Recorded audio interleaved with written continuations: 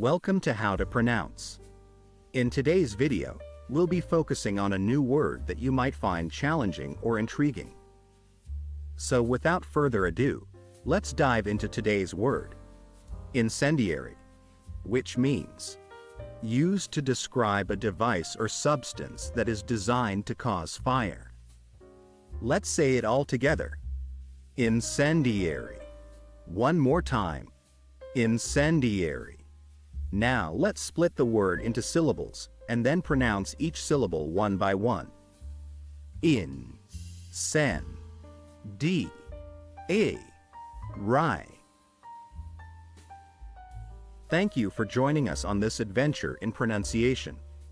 Remember, language is a journey, not a destination. Keep exploring, experimenting, and expanding your linguistic horizons. We'll see you next time.